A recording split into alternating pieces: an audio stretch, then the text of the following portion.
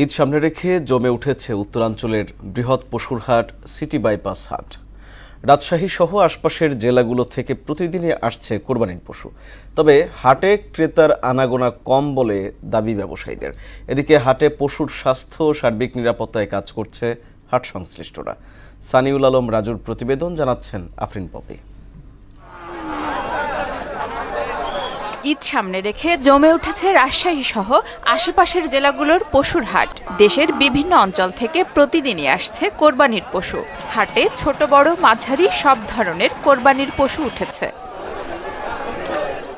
ভারতের গরু না আসায় খামারিরা লাভের আশা করছেন, তবে ব্যবসায়ীদের আনাগোনা কম হওয়ায় লোকসানে পড়ার শঙ্কা বিক্রেতাদের। এবার কোরবানিতে দাম কম ভাই, বেচা কেনাও কম, পাটিও কম। এবারকার বেচা কেনা খুবই খারাপ। এরকম বেচা কেনা কোনবারই হয়নি, এই প্রথম যে এই কোনো খরিদ্দার নাই সিটি হাটে। সকাল থেকে তখন আমাদের 10টা বিক্রি হয়, এখন পর্যন্ত আমরা বিক্রি করতে পারছি না। ওয়ালটন আবারও মিলিয়নিয়ার অফারে ওয়ালটন ফ্রিজ কিনে আপনিও হয়ে যেতে পারেন মিলিয়নিয়ার।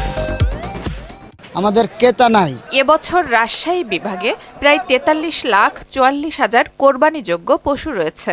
রাজশাহী জেলায় কোরবানির জন্য প্রস্তুত রয়েছে মোট 4,96,893টি গবাদি পশু, যা জেলার চাহিদার তুলনায় বেশি। এজন্য কোরবানির পশুর দামও কম আছে বলে মনে করছেন ক্রেতারা। দাম অবশ্যই কম, অনেকটাই কম। এই গরুটা নিয়েছে আমি পুরো 2 লক্ষ টাকা দিয়ে। বাজার পরিস্থিতি এর উপরে নির্ভর করে মোটামুটি স্বাভাবিকের ভেতরেই আছে। হাটে পশুর স্বাস্থ্য তত্ত্বাবধানে কাজ করছে মেডিকেল টিম।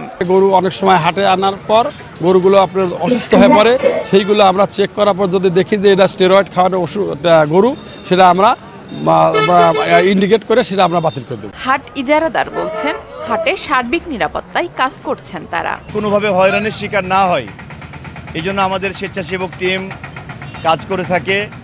তাদের সার্বিক নিরাপত্তা, তাদের সার্বিক সহযোগিতা, তারা যাতে নির্বিঘ্নে গরু কিনতে পারে এবং তারা যাতে নিরাপদে যাইতে পারে। রাজশাহীর সিটি হাটের পাশাপাশি দামকুড়া, কাকন, নৌহাটা, মুন্ডুমালা, চৌবাড়িয়া সহ বিভিন্ন হাট থেকে দেশের নানা প্রান্তের ব্যাপারীরা কোরবানির পশু সংগ্রহ করেন। আফরিন পপি, মোহনা সংবাদ।